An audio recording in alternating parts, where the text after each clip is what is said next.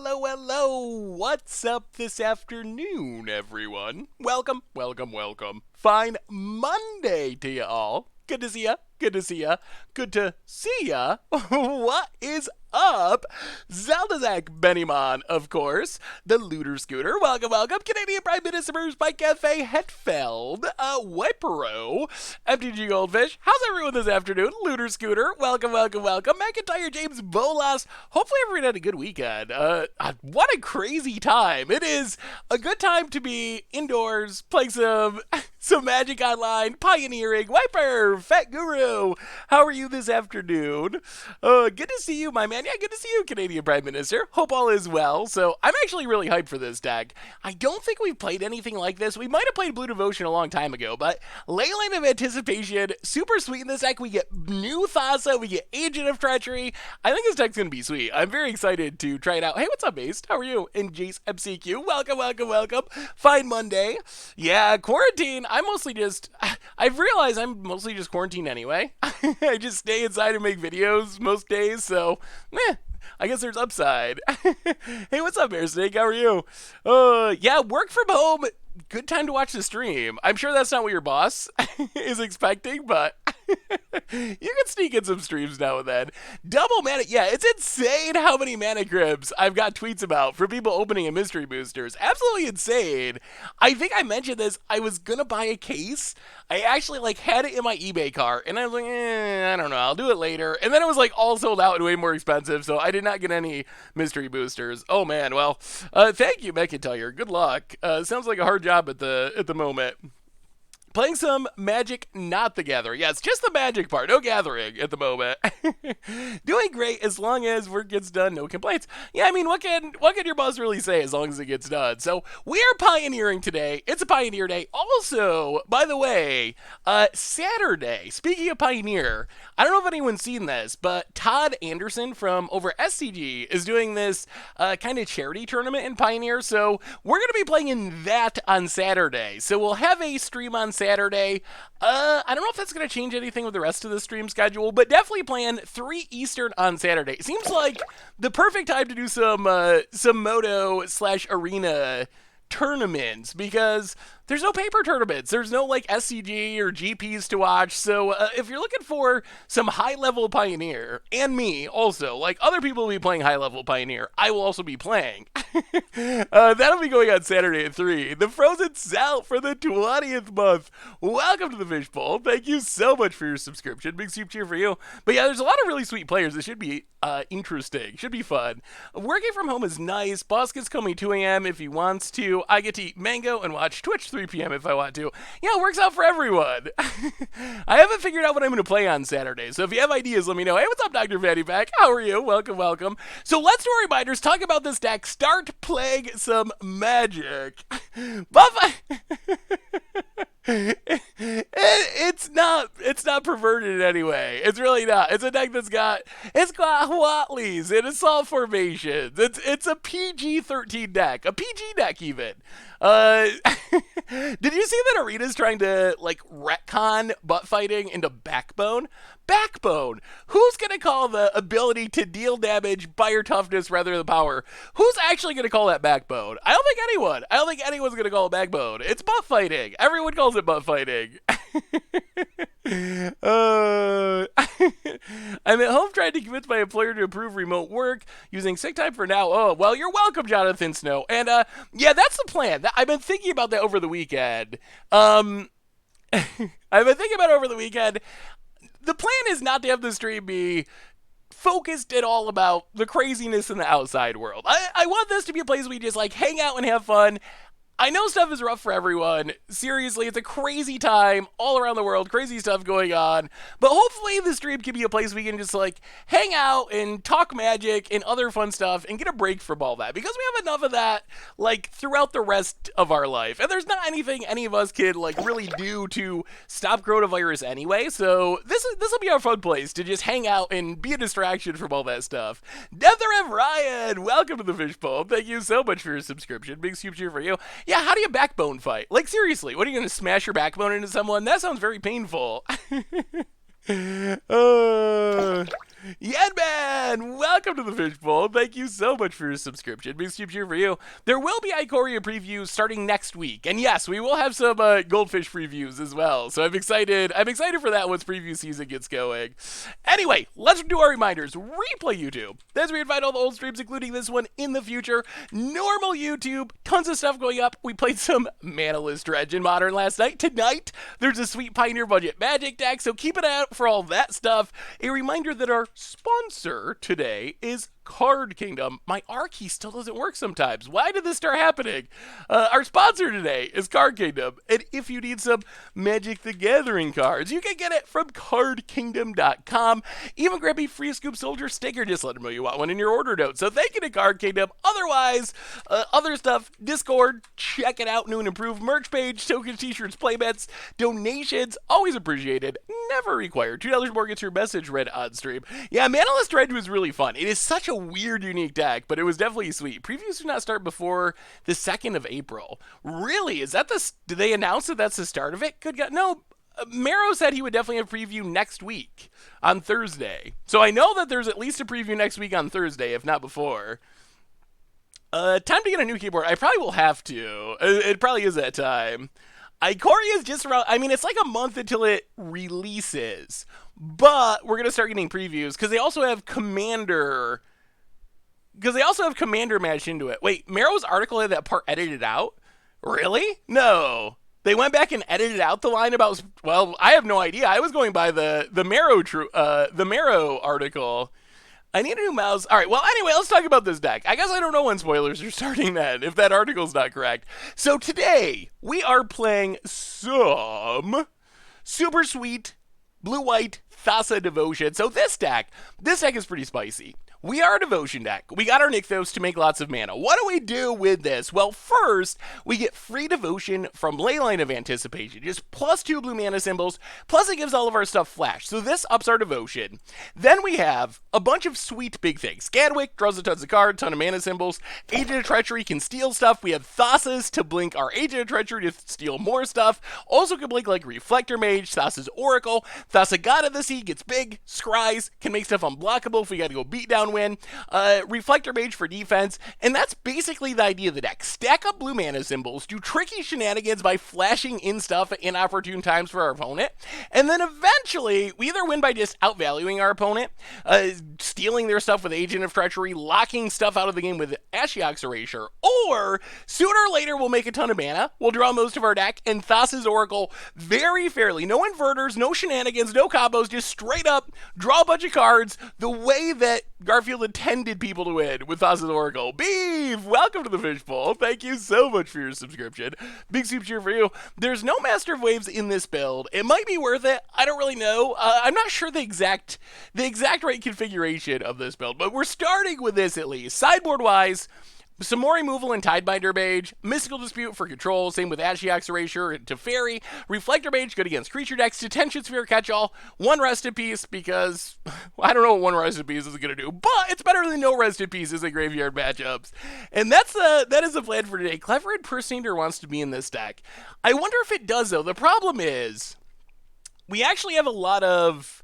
I mean, I guess it's sweet copying Ashiok's Erasure, but Thassa's legendary, Gadwick's legendary. Reflector Mage is okay. Teferi's legendary. It feels like a lot of the stuff that we would be copying is actually legendary, but... you're the enemy now, Teferi. I know, there's a couple of Teferis, but...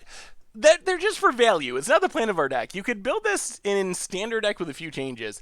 Yeah, you could build something very similar in standard. You do miss out on Nykthos is a big thing. Nykthos is the big thing that we don't have in standard that is very good in our deck. That's like the centerpiece of our deck. It actually does nothing. Yeah, I guess it doesn't do anything when it copies. I mean, it adds Devotion. +2 Devotion. Got him. MTG Fuzzy, yeah, I still have some deck list emails to go through, but I did get it. So I do have it, and I will respond to it, but I haven't actually looked it over a meaningful amount yet. Hey, what's up, Admiral? How are you? Alright, let's see if this deck actually works. Let's give it a shot.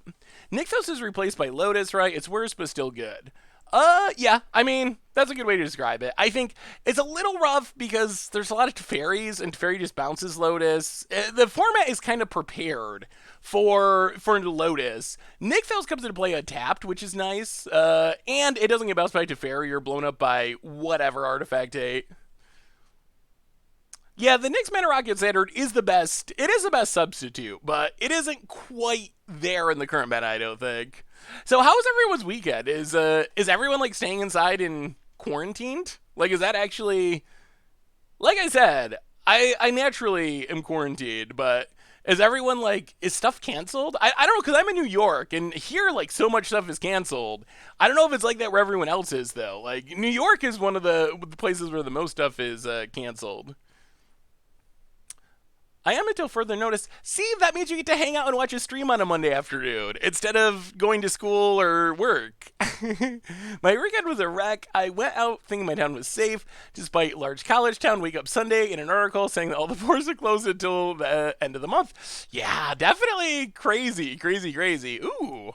No Nykthos. We're going to keep this, though. We have a ley line, so we get to start flashing stuff in.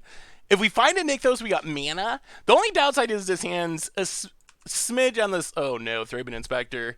I don't know if I ever beat Thraben Inspector. I'm in Ontario, Canada. Next falls, everything is closing. How do you close Niagara Falls? Is that possible? Is there actually is there an actual way to close a waterfall? That is an important coronavirus question that no one has asked yet. We'll figure it out here on the stream. If anyone could, I'm sure it's you, Canadian Prime Minister. I guess we should have played Outland Fountain. Play the land, pass the turn.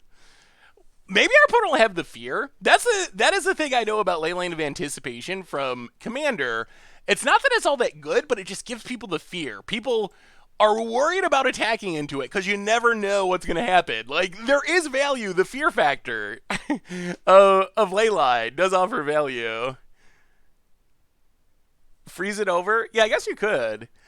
I think they drained it at one point. I remember reading an article about them like stopping the falls in one way or another. Oh boy, we might be dead. Dead is not ideal. A Glacial Fortress, go. This Heliod is a concern. Please no land walking ballista. I guess they can't do everything this turn. All right, another Thraben Inspector. That's going to turn on the Heliod opponent. Combat. Attacks, well. Yeah, Gadwick, X0. Eat something, hopefully. Up our devotion. Kill the knight. Take 6. Hopefully this works. If this doesn't work, that would be bad. Yeah, Thraben Inspector is really good. I think Thraben Inspector is actually pretty underrated. Opponent. Alright, turn off the devotion. Eat the knight, drop to 10. And walking ballista.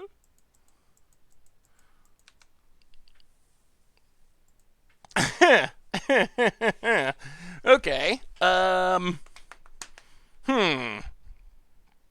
Thassa is not good. That's bad. That's very bad news. What can we possibly do about this? Is there anything?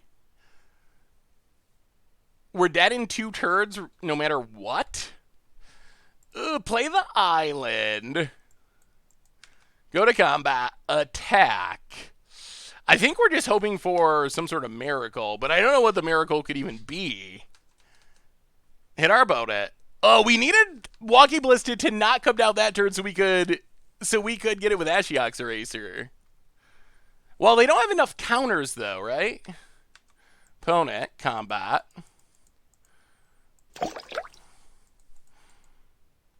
Yeah, we are just dead. Sure. They can activate on this, gain a life, counter on that. Ugh. Well, that's not the start we were looking for. Audios! Welcome to the Fishbowl. Thank you so much for your subscription. Big scoops here for you. And we have a new donation. Our first donation of the day. How do we defeat this deck? Detention Sphere is probably fine. Ugh. That was slow. We didn't have a Nykthos to really get things going. We have a new donation from Streamlabs. From Krauser, $2 donation. Hey Seth, how are you adjusting to work from home? Oh, it's so hard. No, actually, I'm super used to it. Wish me and my fiance luck. We spent our savings on a wedding scheduled for April 18th. At least we have your awesome content. Oh well, Krauser, fingers crossed for you. Good luck. I guess the good news is, I mean, you got each other, right? And that's the most important thing. Like, fingers crossed that the wedding works out, but at least you got a good fallback. Like, you're engaged, you got each other, so in that sense, what's a wedding? People run off and get married in Vegas or whatever. So good luck. I definitely hope it works out, and thank you for the donation, and congratulations. Detention Sphere seems good. I'm supposed to make well, I mean, 11-hour drive is probably fine. You're distancing yourself in your car. Yeah, not that bad, thanks. Welcome to the Fishbowl. Thank you so much for your subscription. Big soup cheer for you. Thank you. All right, so Detention Sphere in. Reflector Mage in. Going down. Maybe one of these Thassas. Thassa got to see. I mean, I think it's good, but we drew 2 of them, and 2 is not. Drawing 2 is pretty painful since it's indestructible. So go down 1 Thassa. And maybe just Witching Well? What else would we cut? Man, we got so many 3-drops. That 3-drop pile is absurd. That's probably not good. Yeah, we can go down the Teferis. It's just going to die. Plus, it's Teferi and no one likes it. And then go down a couple Witching Wells. I don't know about this curve. That curve is smashed into the 3-drop slot. We are 0-0 right now, record-wise. This was our first match. Oh, we should probably go stream mode. Perfect. Will we play first? Yes, we will. Ooh, that's a lot of 7-drops. I don't think we can keep this. As sweet as it is. Okay, this I kind of like. We will keep. We will put 2 devotion, 1 devotion, 2 devotion. Let's put Witching Well to the bottom. Start with a ley line in play. This could work. I like that Oracle adds 2 devotion. Do you think that Wizards would grandfather Shocklands into the standard format? Don't we already have Shocklands in the standard format? Island, go. Like, you mean a different standard format? Opponent plays a land. We do want to hit a land. Okay, that's good. So play the land, pass the turn, start flashing stuff in, devotion online. This is much better than game 1. This is where we want to be. About it. Yeah, it does look very True Name Nemesis-ish. This is where True Name lives, apparently. Oh, just keep them always legal? I don't know if I'd want them always legal. All right, take Ashiok's Erasure. That is a good answer to the combo if our opponent tries to Heliod. A good and pretty permanent answer, even. Opponent passes. This is looking much better. Tuba Joe for the 3rd month. Welcome to the Fishbowl. Thank you so much for your subscription. Big soup cheer for you. Yeah, this deck looks fun. I'm excited for this one. What are your thoughts on very expensive, very exclusive Fetchland reprint? I know you're all going to hate me, but okay. Let's talk about Fetchlands, if you still want to hear about it, because I talked about it, I think these are 7th edition? Yeah, 7th edition islands. Online school is a good time to watch stream, too. So, the Fetchlands, obviously it's not going to reduce prices, but for some reason, I tend to be very critical of Wizards on things. I am not offended by this product nearly the way everyone else is. Like, yes, it's not going to drop. It's not going to drop prices. It's not the solution to our Fetchland price problems. We know that. That much. Hashtag Erasure is pretty insane here, but I don't think it's a bad thing. Like, I hope that it isn't ridiculously price gouged, but if the price that they said, like a little bit more than Commander Anthologies, I don't view that as like a ridiculously poor deal for $275 or whatever fetch lands. I still definitely am hoping that we're getting a higher supply reprint in the near future, but I don't know. I kind of don't understand why everyone's freaking out. Like, I kind of do. People want a fetch land reprint in a $4 a pack set or whatever. And I think that is something that I want too. Like, that's not a bad thing to want. But I feel like it's weird to point the finger at this product because we've got so many weird secret layers. I don't know. Whenever I say like, oh, secret layers, I don't know, like this doesn't do anything for me. The answer is always like, this product's not for you. And then they print fetch lands, and everyone gets all angry and upset. So they are intentionally doing it the least possible to make the most money. I mean, yeah, that sounds that sounds like that is probably true. So I don't know. If you look at this like this is a reprint of fetch lands that's supposed to drive down prices and fix our issues, then it's obviously a failure. Like it's not going to do that. There's no doubt it's not going to do that. However, I don't know. I think as a special product, I'm fine with it. As long as there's still a higher supply reprint coming that is going to help with the like bring down prices. So I've just kind of separated that out in my mind. Like this is its own thing. It's a secret layer. It's for people that want to spend, $200 on the special art, but we still need a set that prints the fetch lands to bring the prices down. And if you separate those out, I think that makes the product a little bit more tolerable, in my opinion. Right. I hope they're under no illusions that this is a reprint that's going to bring down prices. If Wizards is thinking that, they're insane. It's not going to happen. I hope that they are smarter than that. If that's what they're thinking is like, oh, this is a reprint that's going to answer the community's request for cheaper fetch lands, then I'm on board. Like then I get the outrage. Like from that perspective, I definitely get it. I don't. Even Wizards, I don't think is that crazy. Like, I think Wizards, they gotta know that it's not gonna bring prices down. 10 copies each LES or whatever isn't gonna bring prices down. So, hopefully Wizards isn't under some crazy illusion that this is gonna solve the supply issues of fetch lands. The one thing about fetch lands, do you think we finally found a situation where sub art is not far and away? That is true. But at the same time, land art is a little generic. But yes, I do think you could argue that Seb's art is not the best. It's confirmed that, yes, it is confirmed that more fetches are coming this year. The problem is we don't know what that means. My guess and hope is it's something like Commander Legends.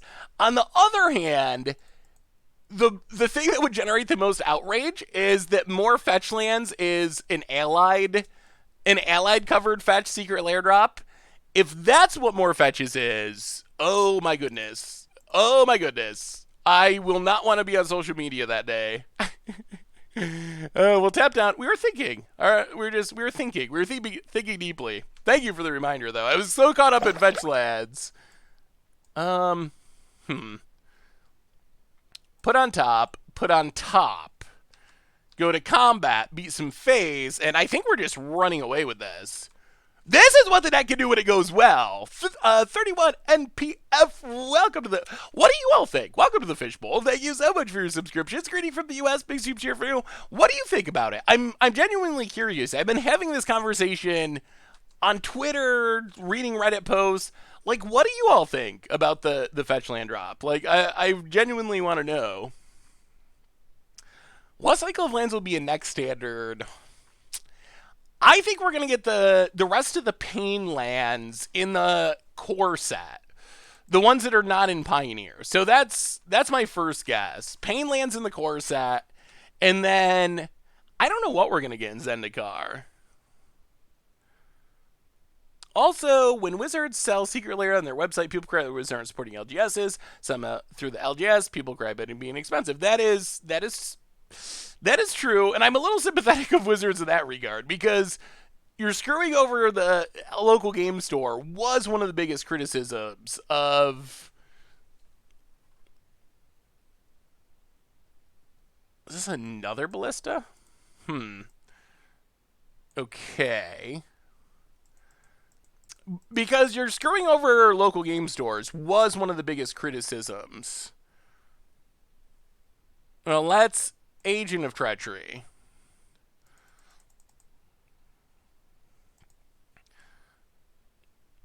Tap Walking Ballista, I guess. Steal. I think we just steal Nykthos. Nykthos seems like the card that can most easily get our opponent back in the game. So yoink the Nykthos. Hey, thank you, Art MacDank. Yeah, we'll keep ours. I guess we should have kept our opponents for Agent of Treachery value. I don't think the game's gonna go long enough that matters. I think we're mostly about to kill our opponent here. Tap it out, get a Thassa. Untap. What are we looking for now? Like, what's our best find? Untap, scry. I think we keep Thassa's Oracle because it goes a million cards deep. Yeah, they should have print to demand like other secret layers. Not sure. Yeah, that's kind of the problem. Is print to demand with the local game store part seems a lot more complicated. Here's my opinion. I like it, but I really wish that it wasn't 10 per LGS. Totally fine with slightly more than 65, but 100, but 10 per LGS. Yeah, that I think is a very fair issue, especially when secret layers have traditionally been, if you want them, you can get them. Like, if you want a secret layer, you can get the secret layer. That has been how they have worked up until this point. So I think that this one works differently is another reason why people are so upset about it. So I think that is a very legitimate criticism. And I do think that calling them secret layers, maybe that is a big part of the problem. I think if they had called it From the Vault Fetch Lands, I think From the Vault Fetch Lands would have went over way better than Secret Layer Fetch Lands. Our devotion to blue is 15. we're like a Gadwick away of just like drawing our deck here. No, next rotation perhaps does not happen until the fall. So we get Ikoria, then we get Corset 2020. Then when Zendikar comes out this fall, we will have the next rotation. Calling them secret layers is very strange. If it's under a different name, I think I'd be much higher than them. Yeah, I think that would have made things a lot less contentious with a lot of the community. Is this the worst thing they've done? No. Can they print cards to make money? Yes. Did they execute it well? No. And people should people be mad? I think that okay. That's a good breakdown. I think. Yeah, because it really is a From the Vault. Like, it's much more similar to past From the Vault than it is to past Secret Layers. So, and that's one thing. Like, I talked to some Wizards people and gave them feedback, like, from my perspective on it. And that's one of the things I expressed to them. Like, I think the branding's a failure. Like, that is my easiest takeaway. Like, I think it doesn't feel like a secret layer. When I think secret layer, I think, if I want this, I don't have to deal with the secondary market. I don't have to deal with anyone jacking up prices or anything. To me, secret layer means I can buy this for X dollars for a 24-hour period. Like, I think that's the calling card of secret layers, and this doesn't do that. So I think that having it be called secret layer is definitely, yeah, that would be what I would say. Juice is, I think, for me at least, secret layer carries that connotation that I don't have to deal with the secondary market. I don't have to worry about it being sold out. I know I can buy between 0 and 10 of those on this day for a set price. No hassles, no worries. All I got to do is get on my computer. And this is very different than that because it's going to be very limited at local game stores. It could sell out really quickly. Maybe they sell for twice what people think on the secondary market. So that's where I think the naming kind of falls apart a little bit in the branding. With this layer and the super drop, would it be about 10,000 play sets? How many would needed to move the price needle? You think it'll be about 10,000? You think it'll be about 10,000 play sets? Oh, geez. They said that it's more than a typical secret layer, even though it doesn't feel like it. I mean, 10,000 play sets, oh god, would be 40,000 fetch lands. You get roughly 3-ish fetch lands a box on average. 40,000 divided by 3, you're looking at 10,000. Maybe. I mean, I think it'll bring down the price. If it is that high, I think it could bring down the price slightly. But I don't think it's going to... You're not going to see any enemy fetch lands... this is fine. You're not going to see enemy fetch lands end up like ally fetch lands, really like $15, based on the secret layer reprinting. Could it knock $10 off the price or something? I think that is probably possible and realistic. But I think you need... I mean, when they reprinted the fetch lands in Modern Masters 2017, the prices have since climbed back up, but there was a time when you could get enemy fetch lands for like $25. I think Scalding Tarn was like 35 to 40, and that's the most expensive one. So it was a pretty meaningful discount, even though it went back up. So I would be fine. I would be happy, at least reasonably happy, even with just a master set style reprinting. Although obviously, if the goal is to have fetch lands be $10 or $15, they're not going to stay there from a master set reprinting, most likely. It's going to have to be a higher supply reprinting, like a standard set or conspiracy, something like that. We don't need the land, but we can keep Omen of the Sea. Just start upping our devotion. And we found our Nykthos, which is good. Yeah, I'm fingers crossed. That would be what I would like to see. I mean, I was just doing quick math in my head. It's actually like 13,000, but I was just kind of like roughly estimating, pals.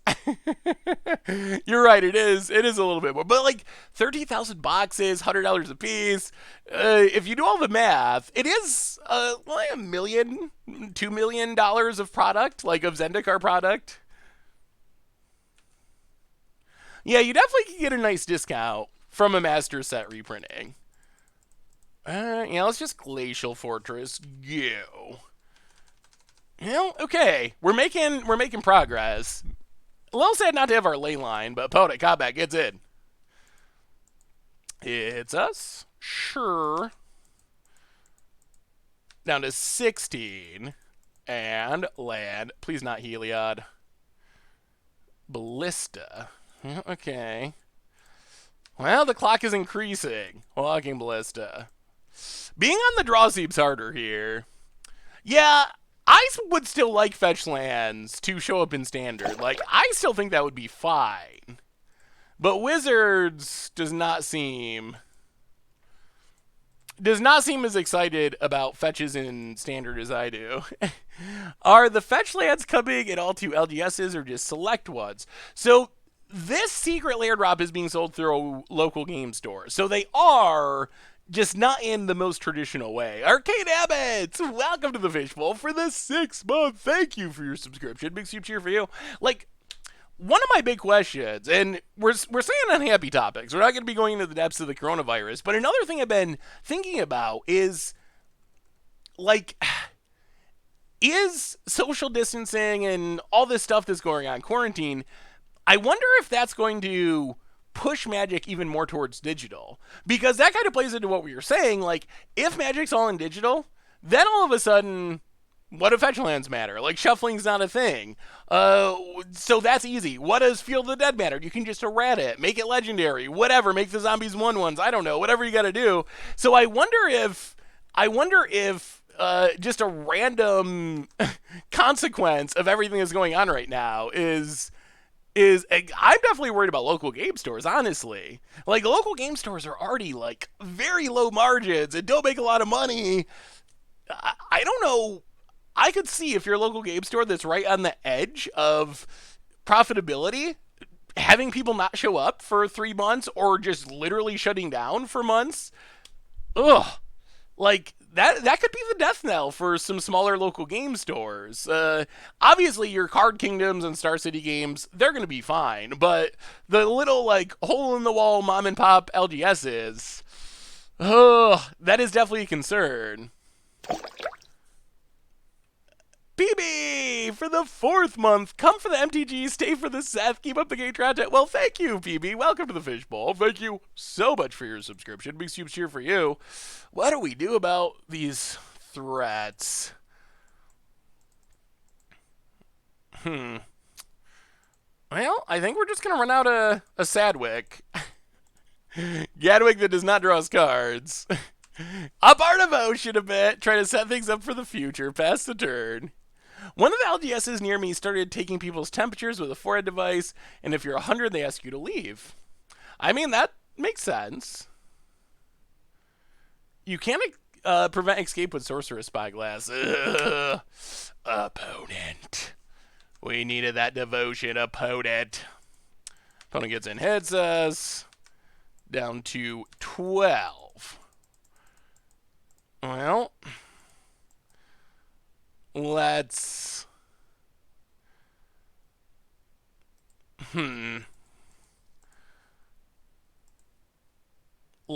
Alright, how do we do this? 1, 2, 3. What is our way out of this? What is our plan? We can Reflector Mage, we can Brazen Borrower.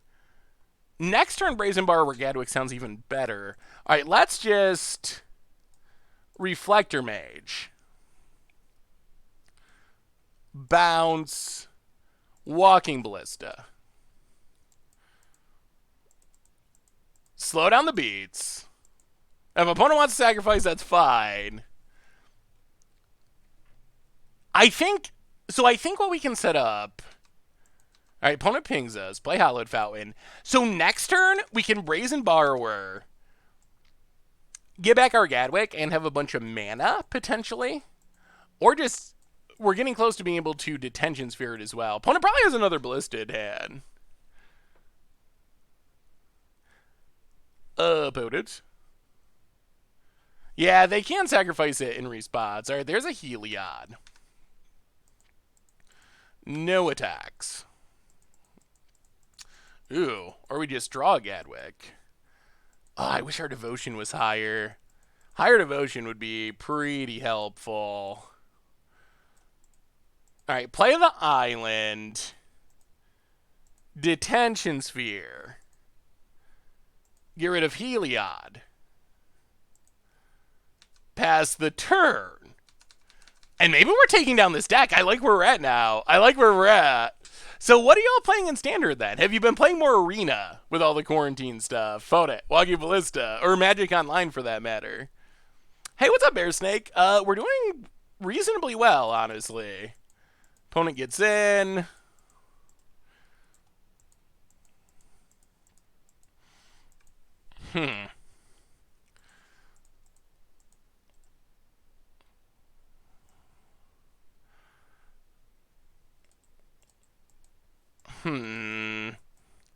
One, two.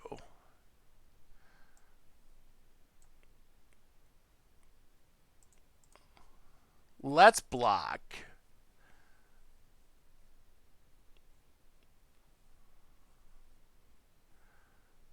If opponent pings, at least they're down a counter.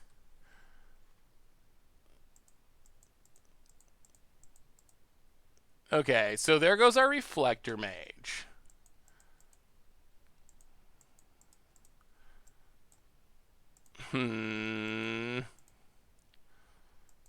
Oh, we could die. Do we just have to leave this up forever? Ugh. 1, 2. Alright, untap.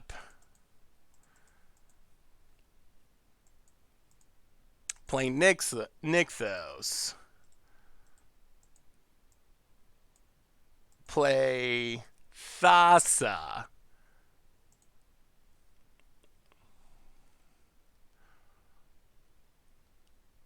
Pass the turn. This is going to be super close. This is blue-white devotion in Pioneer. Sell your Much Brew. What would you put in place for Once Upon a Time, and what are your thoughts on the Green Force? So I think Once Upon a Time is actually not very good in the deck. I would just play more Dredgers in place of Once Upon a Time. So that's an easy fix. So more Golgari Thugs, and then I don't know what the next best one is. The next best one, I'm not sure. I'm not sure what the next best of the bunch is. Boat it. Gonna get in and hit us. Down to 9. Down to 7. Oh, gonna be close. Gonna be super close. Boat it. Elspeth conquers death. Okay. Going to get back Heliod. Ugh, yeah. Oh, we should have played this differently. I was not expecting Elspeth Conquers Death. I think we're going to lose because of that. We have a new donation for Rum. Oh, that's bad. That's bad. From Dan Wildfire, $2 donation. Wife got to discover the joy of counterspelling someone by killing them before their spell resolves. Someone tried to sword some plowshares and visit Perry and responded by flashing an Ophidia's eye, drawing enough cards to kill him. Oh, that is a great commander play, Doug. Oh, thank you so much for the donation. Ooh, yeah, all right.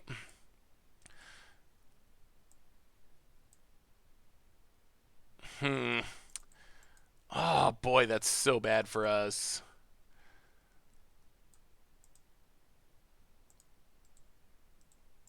Yeah. That's really bad. I mean, I think Hollow One has a chance in Pioneer. I haven't actually played it in Pioneer, but it seems like you don't have very good drawing and discarding spells, but...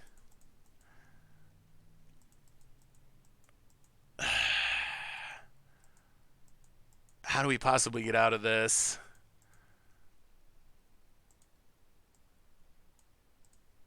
Alright, Brazen Borrower.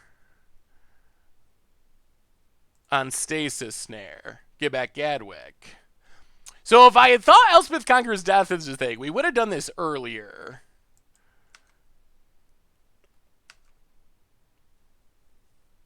Leyline, he would have been good a while ago. 6 mana. Well, Gadwick. X3. Yeah, I think we're going to lose now. Tap down Heliod. Oh, so bad, so bad. You can't bounce your own stuff, unfortunately, with Brazen Borrower. Or we definitely would have done that. Yeah, all right. Game Marino. Well, that is the downside of Ley Line of Anticipation. While it is good on turn 0, drawing them off the top when you need real cards is very bad. Ugh. Yeah, that was bad time for Leyline, Trod. Hey, what's up, Donos? Good to see you, good to see you. Since there is no March Madness this year, my EDH player decided to do EDH Madness tournament on Moto. I won my match yesterday. We'll be heading to the Sweet 16. Ooh, that sounds like super fun, Brian Okafor. What are you playing? Yeah, I think we should have played that differently. I think we should have tried to bounce and kill creatures. I was just not expecting our opponent to have a way to answer our stuff. Even though Theros hasn't been out long, I'm done with Elspeth Conqueror's Death. Elspeth Conqueror's Death is definitely very good, for sure. Hey, Seth, I got a cool brew using Sarkhan the Mad and Sarkhan the Masterless. Ooh, let me see. I mean, ideally we'd hold on to it and be able to use it to not die to the combo, but I guess the other thing is we had Gadwick in hand, so it's a little bit odd to get back a Gadwick just to up your devotion when you have one in hand. So we're trying to avoid that, but with how it played out, it would have been better if we had just bounced the Stasis Snare, got back the Gadwick. Yeah, awkward. All right, we'll keep this. Tap lands for literal days. Well, yeah, let me see the Sarkhan deck. Sarkhan's Dragon Walker. This hand's it's definitely a risky keep, just because it's so slow. But we got Nykthos, and Nykthos is our best card. That looks fun, Dragonfire. Lots of sweet Planeswalkers. Oh, boy.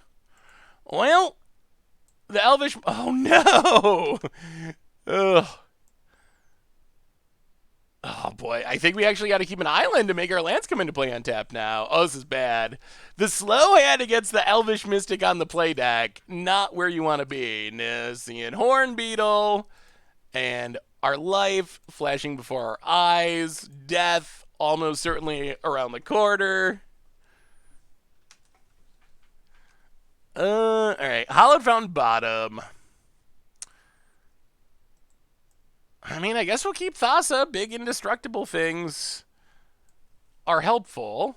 Tapland go. Ooh, yeah, very scared. Very, very scared. What do you think about Standard lately? A good idea to brew with 8 assists. I mean, Standard, it's healthy. There's a handful of. I mean, it's healthy in the sense that there's multiple playable decks that kind of go back and forth, and different decks rise to the top. Like, it is definitely healthy in that sense, which, I mean, I think is a good thing. I'm mostly waiting for Ikoria. I haven't been playing much Standard lately because we've reached a spot where it's just all known decks. I've played against them a million times. Ooh. Oh, if our opponent. Well, things are turning for the better if our opponent just is doing nothing here. All right, Nykthos. Make mana. Wow, are we going to actually just overcome this? All right. Omen of the Sea. Tap down whatever. And then we get to Agent of Treachery next turn? Okay. Oh, I think we got a shot.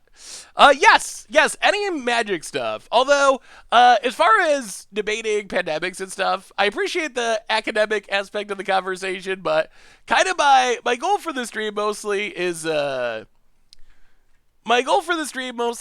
to hopefully, as much as possible, have it be just a fun place where we can focus on having fun and getting away from all the horrors of the world at the moment. So, not that you can never talk about anything, but yeah, I would appreciate it if we try to, as much as we can, focus on the funness of Magic. I think it's important to have places where you can kind of escape from all the stuff that's going on. So an opponent just scoops it up. All right. Apparently Thassa too good. So yes. No offense to everyone. I definitely appreciate people talking it through. But yeah, let's try to just have fun and play Magic for the most part. Hey Seth, your Enigmatic Incarnation deck, Treacherous Blessing could be nice card to try. Incarnation doesn't target. Ooh. Yeah, that does seem like a good addition to the Enigmatic Incarnation deck. Yes, you can definitely post any Magic links you would like to. I mean, safe, family friendly, but yes, deck lists, that is what we're all about. Ooh, Pioneer Eldrazi. Colorless Pioneer Eldrazi. Interesting. I wonder why this deck is not Wrathing. I feel like this would be a good Wrath deck. Although, I guess Tidebinder is probably great. We'll bring in Tidebinder. Bring in Reflector Mages. Go down. I mean, even Teferi's fine. We can go down to Thassa. Probably go down Ashiok's Erasure in this matchup. And maybe like Witching Well? Something along those lines. That seems pretty reasonable. Eldrazi and Pioneer looks fun. The thing that it's missing is definitely Eldrazi Temple, for sure. What do you all think of? We lost our first round, 1-2 against White Devotion, so we are 0-1. I forgot to update the record, and we're up a game in this round. What do you all think is Standard? Like, how's it been? What's the game plan with the deck? The main game plan of the deck is to make a bunch of mana by making a bunch of blue mana symbols. So Nykthos is our main mana engine. And then draw a bunch of cards, steal a bunch of things, maybe Thassa's Oracle win if we need to. Okay. This hand's a little sketchy, but we're going to keep it. Tidebiter Mage is good. We got the Nykthos. If we get up our devotion, we can get to Age of Treacheries, and then we're off to the races. We have a new donation from opponent Forrest and Elena Elves. Whoa! A Canadian Prime Minister coming in with the big donation. I actually have no idea what 50 Canadian dollars is. I'm assuming it's a big donation, though. $50 Canadian. As part of our government's COVID-19 response, I'm announcing new subsidies for Severin Olive content. Seth, keeping the beard long and our spirits high. Well, Canadian Prime Minister, I will accept the subsidies. Thank you. Thank you so much for the massive donation. Thank you, thank you, thank you. Opponent.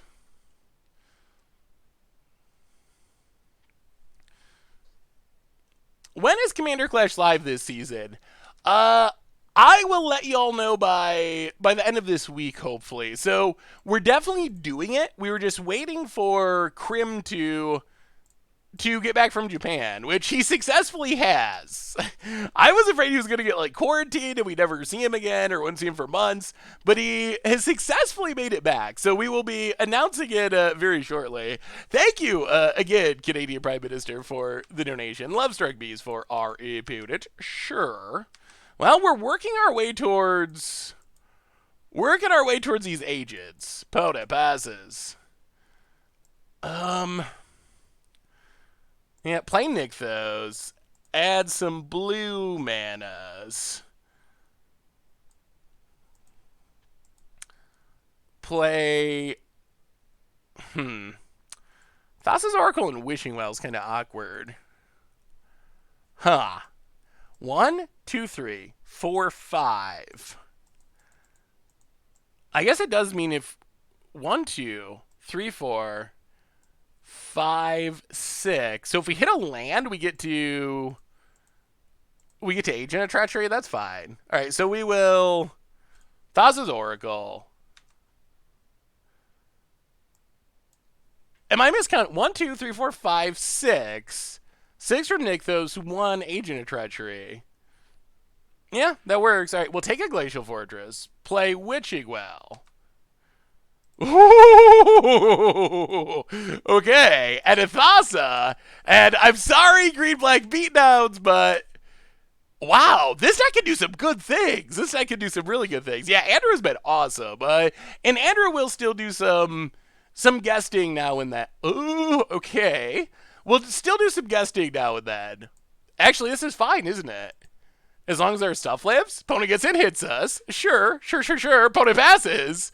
Glacial Fortress, add some Nykthos mana, and come to us. Gulta Primal Hunger, scoops him up. Opponent scoops him up. Come on, no random like Blossoming Defense or something. Oh, the yoink is in. Oh, we will take that 12-12. Hey, what's your question, Admiral? That was a good yoink for sure. Seth, do you play Magic in a playgroup? If so, do you get target a lot because of your insane deck? So I used to play more in paper, but that opponent scoops it up, and that was a great performance for our deck. Whoo! Turn 4 Galta, turn 5 Agent of Treachery, barely beats it. I used to play more in paper, but the people I played with, everyone kind of grew up and scattered and did different things. So I don't actually have a regular local paper playgroup now. So I mostly play on online at this point. Oh, bonus round storm. We still got to do bonus round storm, don't we? When is a good time for Commander Clash Live?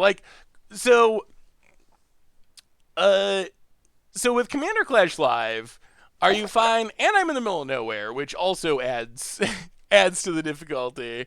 Crowded Mantis, first time sub. Crowded Mantis 96. Welcome to the Fishbowl. Thank you so much for your subscription. Big cheer for you.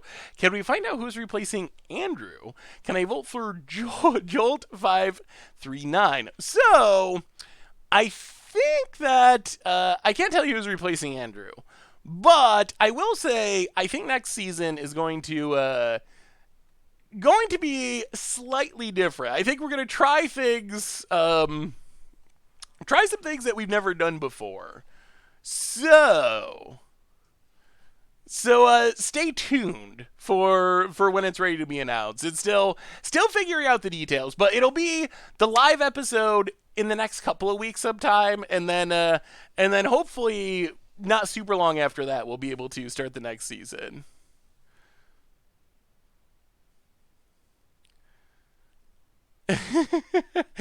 I can't give away too much.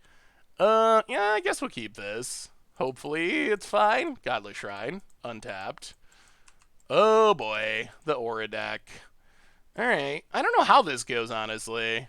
We don't really have removal. We have some bounce, which is good. The bounce is probably good against auras.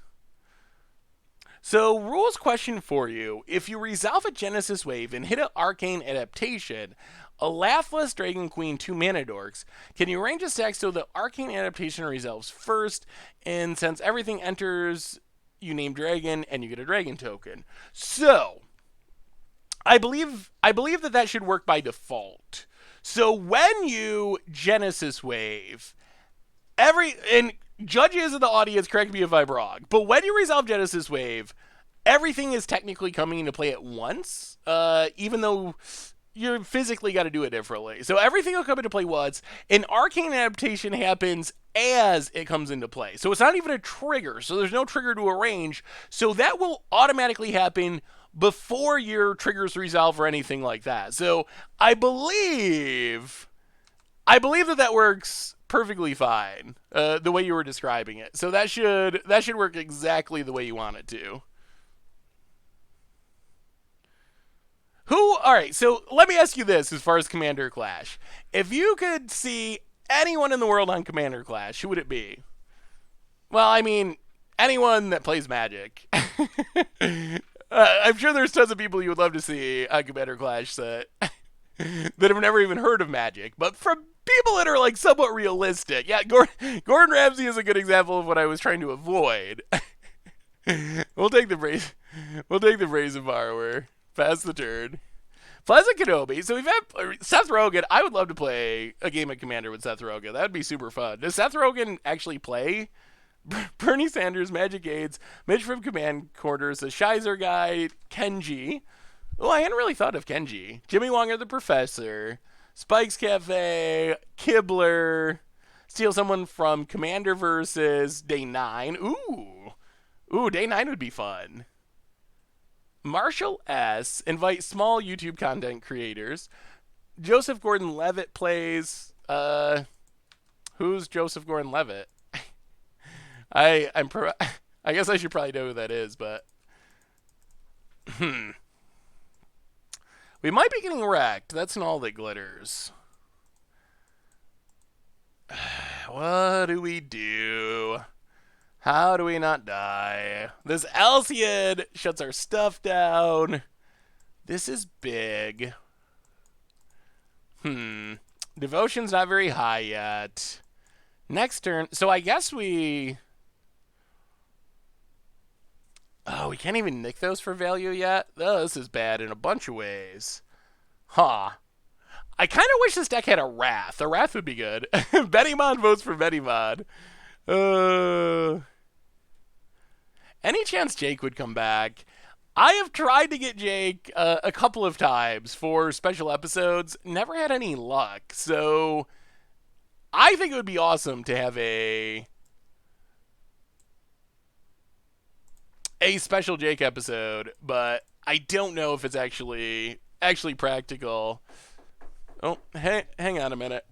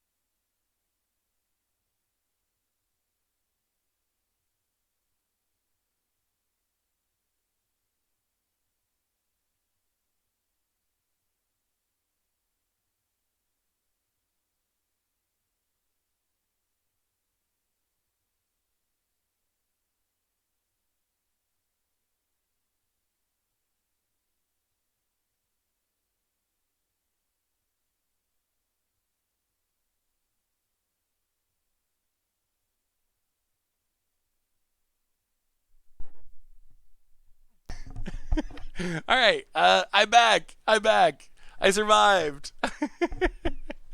Oh, I'm sorry. Someone just knocked on my door.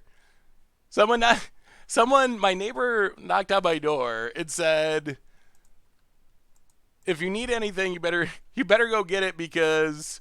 Was that the coronavirus knocker? Sort of. Apparently, there's a state of emergency. They're closing out all the stores. So they said if you need anything, you better get it because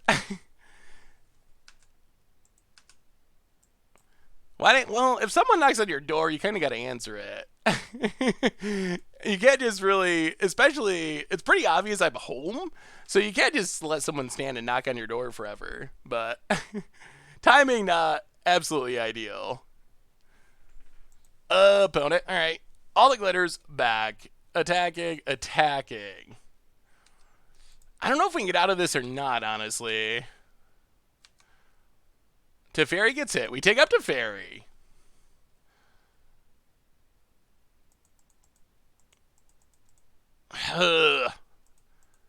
So close. This Alcyon is just brutal. It's so brutal. Thassa's Oracle. Go digging. We don't really have an answer to this.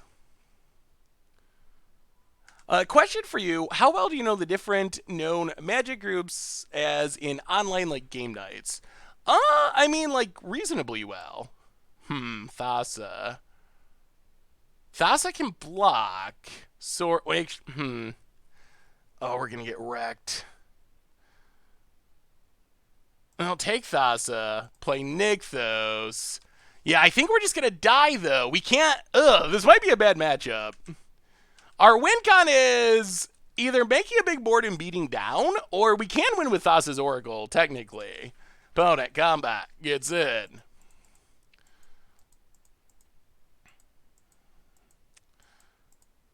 Well, Brazen Borrower, Hoplite. I guess this might be a punt. It's possible we should have blocked first. All right, opponent sacks, pro blue. Yeah. Well, take our beats. Oh, down to 3. Not dead though. Opponent plays a land. Favored Hoplite. Well, tick up Teferi. Make some mana.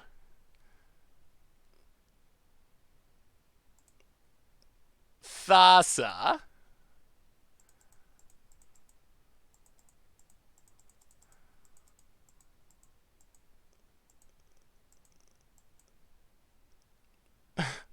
Which can let us block, technically. Hey, what's up, Bearbat? How are you?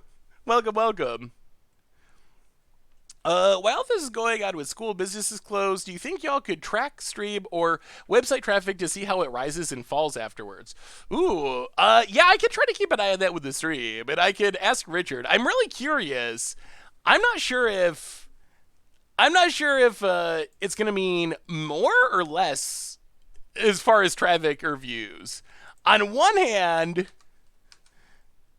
a lot of other stuff's going on, and people have other things in their lives.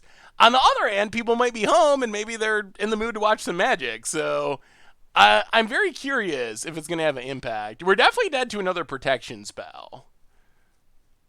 Or, I guess, a removal spell. Technically not straight up dead to ethereal armor. Opponent combat. Gets in. Gets in. Well, we block and gotta block.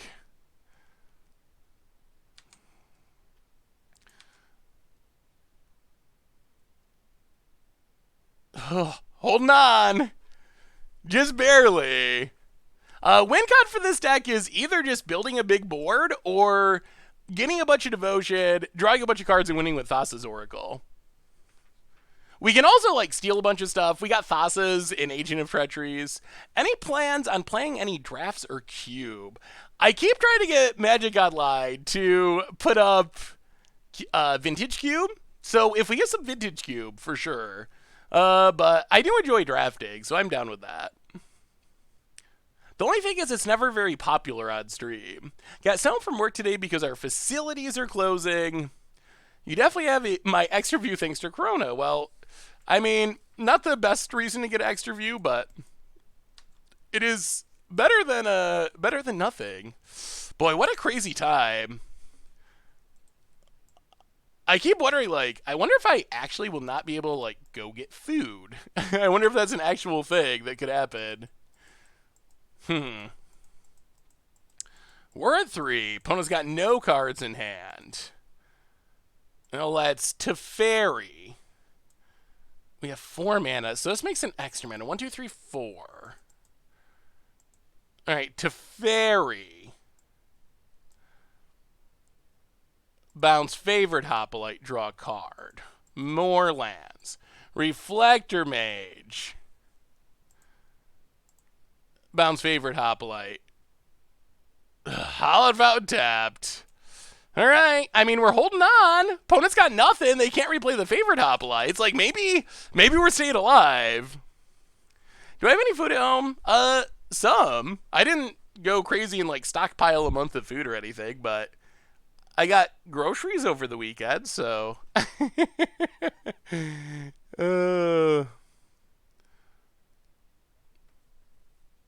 Oh, did I miss a sub when people were knocking on my door? I hope not. If I did, Chronomantis, welcome to the Fishbowl. Thank you so much for your subscription. Makes you cheer for you. Most IT companies sending their employees home. Yeah, I mean, that makes sense. Alright, opponent's growing the dorks again. Yeah. Reflector Mage, block. We still need to draw something. Scry. Ooh, Gadwick. Gadwick is something. Gadwick to the top. Play the land.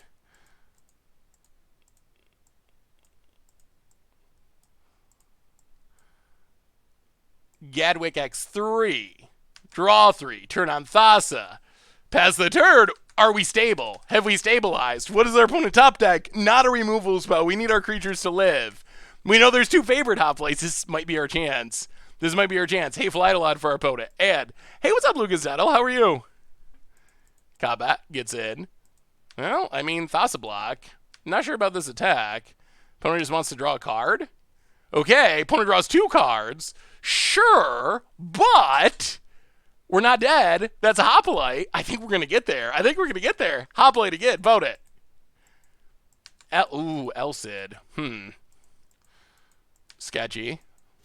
Scry with Thassa. Blinky Thassa.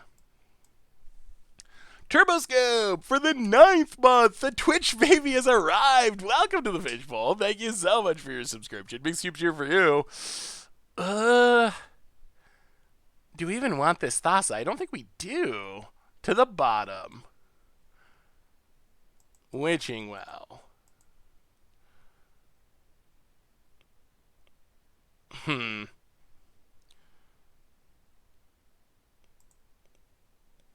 Play Thassa's Oracle. Tap something.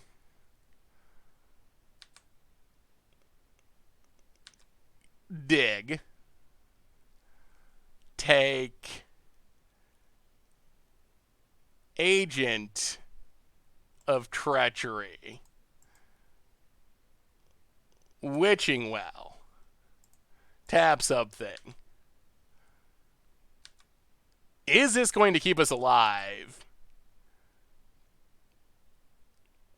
Oh, this is so close. All right, top. Hallowed Fountain, tapped, past the turn. Oh, if we live, our next turn's going to be insane. Do we live? That is a question. Opponent untaps. The protection from this Elcid is a concern. About it. Sentinel's Eye. Yeah, I think we're dead. That Elcid draw was so good. I mean, we're not dead on board because we have Ashiok's Erasure. but we're dead to our opponent having anything else.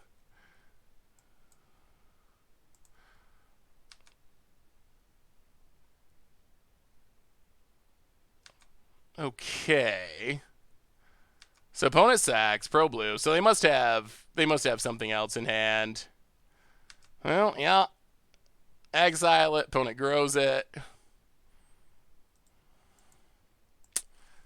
Oh, wow. Mikhail Besker, welcome to the Fishbowl. Thank you so much for your subscription. Big super cheer for you.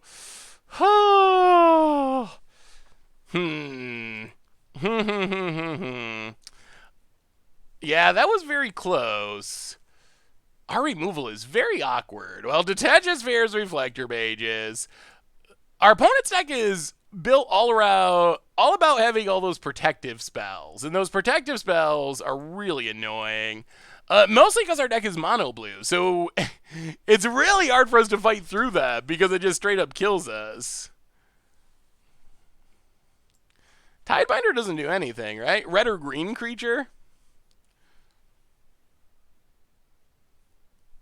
Other Thassa would have won us the game. Would it have, though? We didn't have anything we could blank other than Thassa's Oracle that generated any value. Think you should have waited. Maybe. Maybe it's worth waiting.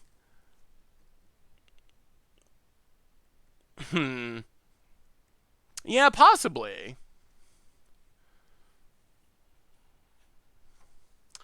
About it. Alright.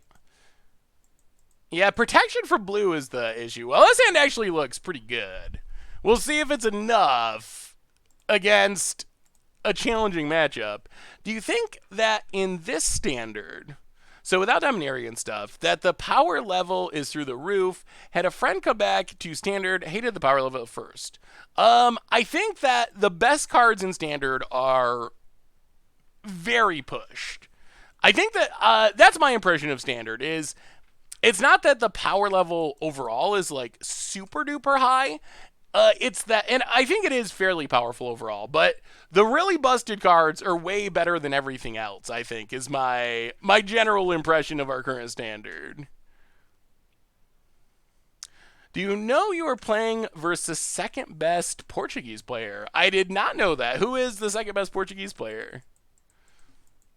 Hushbringer. That's actually pretty obnoxious.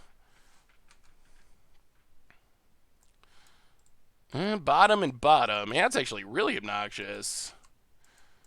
Well, we're going to need a detention sphere at some point. Play a Thassa. Or I guess we can just try to go beat downs. Pass the turn. Yeah, Thoughtseize is like the core of this format. Ethereal Armor. Yeah, we're just going to probably die to Hushbringer. That shuts down like our entire deck. Our entire deck just like no longer works. About it. Really? Just got it all? Alright, opponent's got it all. Hits us for 6. Well, we get to scry. Detention Sphere would be the best. That is what we need.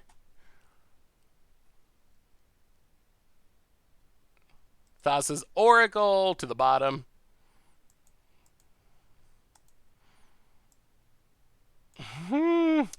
Hallowed Fountain. Pass the turn.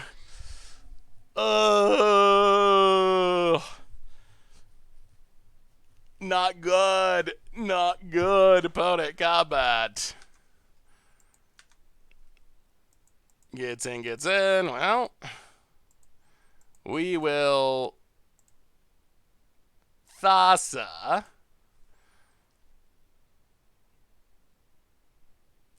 So all of our Thassas turned on. We got a big board of Thassas, kind of, but Hushbringer.